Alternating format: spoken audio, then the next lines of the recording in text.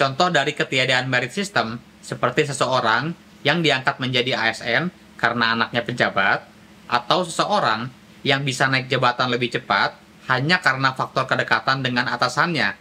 Bahkan, World Bank Global Report Public Sector Performance 2018 menobatkan CAT-BKN sebagai produk unggul dari Indonesia pada kategori sipil. Sebaran ini menunjukkan bahwa faktor geografis mempengaruhi implementasi sistem merit, bukan fakta yang mengejutkan. Bismillahirrahmanirrahim. Assalamualaikum warahmatullahi wabarakatuh. Selamat datang di Irfan Hikmatyar Channel. Di video kali ini, kita akan membahas mengenai sistem merit atau merit system. Sebelum lanjut, jangan lupa klik like dan tekan tombol subscribe serta loncengnya, biar nggak ketinggalan update informasi berikutnya.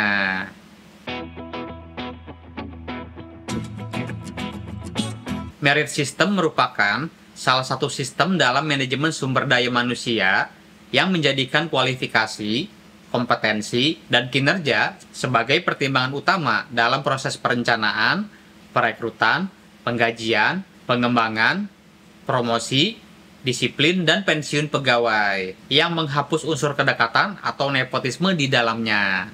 Contoh dari ketiadaan merit system seperti seseorang yang diangkat menjadi ASN karena anaknya pejabat, atau seseorang yang bisa naik jabatan lebih cepat hanya karena faktor kedekatan dengan atasannya tanpa melihat kemampuan atau kompetensi pegawai tersebut.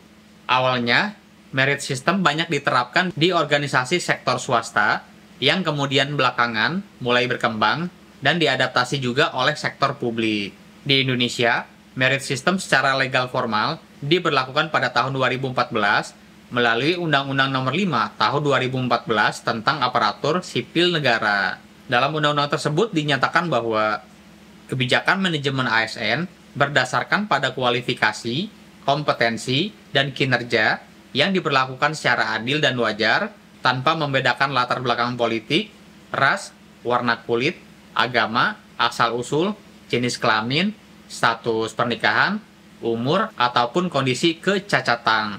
Sistem ini seolah menjadi kritik atas suburnya praktek nepotisme dan primordialisme di dunia kerja. Oleh karenanya, sistem merit menjadi salah satu hasil dari agenda reformasi birokrasi yang dicanangkan Presiden untuk menciptakan birokrasi netral dan mampu melayani kebutuhan publik serta bebas dari KKN.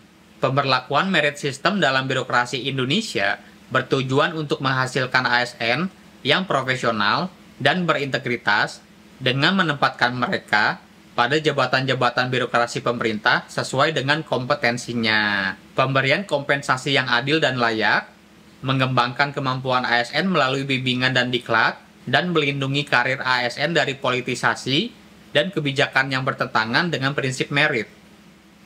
Implementasi merit system dapat diwujudkan pada manajemen sejak perencanaan kebutuhan pegawai hingga pensiun nantinya. Dalam kondisi ideal, penerapan merit system dalam manajemen ASN dapat digambarkan sebagai berikut. 1. Pada aspek penyusunan dan penetapan kebutuhan, merit system dapat diterjemahkan instansi dengan membuat perencanaan kebutuhan ASN 5 tahunan berdasarkan ANJAP atau analisis jabatan, dan ABK atau analisis beban kerja yang dalam penyusunannya mempertimbangkan jumlah, pangkat, dan kualifikasi pegawai yang ada, dengan mempertimbangkan pegawai yang akan pensiun. Kemudian pada aspek pengadaan, merit system salah satunya ditunjukkan dengan mekanisme rekrutmen pegawai yang dilakukan secara terbuka, transparan, dan kompetitif.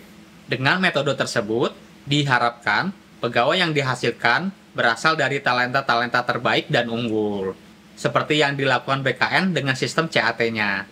Kemudian pada aspek pengembangan karir, merit system dalam aspek ini dapat berupa kebijakan atau program pengembangan karir berdasarkan pemetaan talenta, melalui asesmen, analisis kesenjangan kompetensi, dan kesenjangan kinerja, talent pool, dan rencana suksesi berdasarkan pola karir instansi.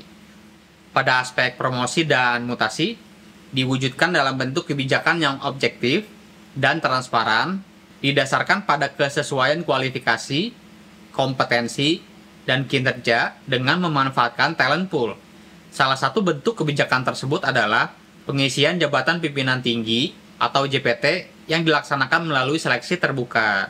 yang diharapkan dapat menghasilkan orang yang tepat untuk menduduki suatu jabatan sesuai kebutuhan organisasi, mengatasi spoil system dan jual beli jabatan, serta memberikan kesempatan bagi semua pegawai untuk berkompetisi.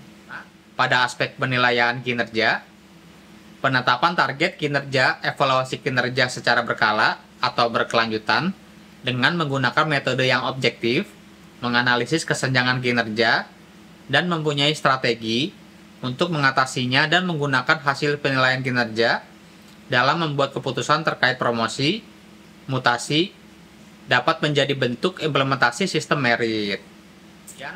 Pada aspek penggajian, penghargaan, dan disiplin, instansi mengaitkan hasil penilaian kinerja dan disiplin dengan membayar tunjangan kinerja dan memberikan penghargaan kepada pegawai, serta melakukan penegakan nilai dasar, kode etik, dan kode perilaku. Pada perjalanannya, selama hampir 9 tahun, implementasi sistem merit di birokrasi Indonesia tidak terlepas dari tantangan. Berdasarkan peta sebaran penerapan sistem merit per provinsi sampai dengan tahun 2021 yang disusun Komisi Aparatur Sipil Negara atau KASN sebagai instansi yang dimandatkan untuk penyelenggara merit system, menunjukkan bahwa rata-rata pemerintah provinsi wilayah Indonesia bagian Barat telah menerapkan sistem merit manajemen ASN, sedangkan wilayah Indonesia bagian Timur rata-rata belum menerapkan sistem merit dengan optimal. Sebaran ini menunjukkan bahwa faktor geografis mempengaruhi implementasi sistem merit. Bukan fakta yang mengejutkan, mengingat wilayah Indonesia sangat luas dan berbentuk kepulauan yang seringkali menjadi tantangan dalam hal pemerataan, hingga berujung pada ketimpangan kondisi antara wilayah barat dengan timur. Sementara itu, berdasarkan hasil penilaian sistem merit oleh KASN pada tahun 2021, nilai tertinggi terdapat pada aspek pengadaan pegawai sebesar 73,9%, lalu aspek perencanaan kebutuhan 73,2%, sedangkan aspek pengembangan karir 31%, dan aspek promosi dan mutasi 41,5%, merupakan aspek yang paling rendah dalam penerapannya. Hal ini menunjukkan bahwa proses pengadaan ASN kini sudah semakin terbuka dan objektif. Salah satunya dengan diterapkannya Computer Assisted Test atau CAT sebagai media rekrutmen. Bahkan, World Bank Global Report Public Sector Performance 2018 menobatkan CAT BKN sebagai produk unggul dari Indonesia pada kategori Civil Service Management yang berhasil mereformasi sistem rekrutmen ASN di Indonesia. Sejalan dengan praktek baik dalam perekrutan pegawai, guna menjaga dan meningkatkan kualitas SDM, hasil rekrutmen tersebut semestinya ditindaklanjuti dengan pembinaan dan pengembangan yang baik juga. Hanya saja, dari penilaian implementasi merit system yang dilakukan KASN justru menunjukkan aspek pengembangan karir cenderung rendah dan perlu ditingkatkan. Penerapan merit system pada aspek promosi serta mutasi juga masih rendah, sehingga perlu diakselerasi dan ditingkatkan. Hasil ini perlu menjadi perhatian karena menunjukkan masih adanya peluang terjadinya praktek nepotisme berbasis primordial maupun afiliasi sosial politik. Padahal, pengisian jabatan seharusnya dilakukan sesuai dengan kualifikasi yang dibutuhkan dan kompetensi serta kinerja dari pegawai dengan melihat pola karir.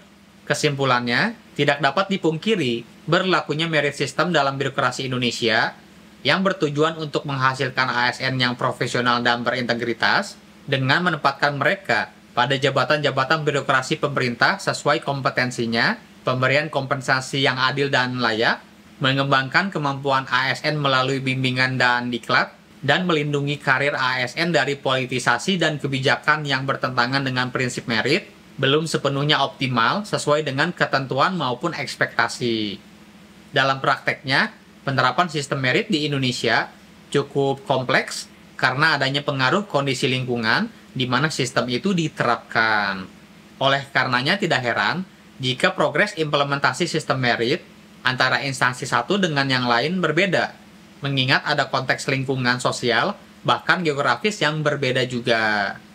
Pada akhirnya, penerapan sistem merit lebih dari sekedar angka dalam penilaian, dan tidak semestinya kita terfokus pada pengumpulan poin saja, melainkan juga pada proses internalisasi dalam pemikiran dan keseharian para pelakunya. Perlu menjadi catatan bahwa evaluasi penerapan sistem merit dilakukan melalui scoring atau penilaian atas terpenuhinya aspek-aspek ideal yang dibuktikan salah satunya dengan dokumen administrasi. Oleh karenanya, kemampuan pengelola kepegawaian instansi pemerintah untuk menyiapkan berbagai persyaratan penilaian turut berpengaruh pada penilaian sistem merit di Indonesia. Baik, itu dia penjelasan mengenai sistem merit di Indonesia. Semoga bisa menjadi pencerahan bagi kita semua. Buat Anda yang suka video ini, jangan lupa klik likes dan tekan tombol subscribe serta loncengnya biar nggak ketinggalan update informasi mengenai birokrasi selanjutnya. Wassalamualaikum warahmatullahi wabarakatuh.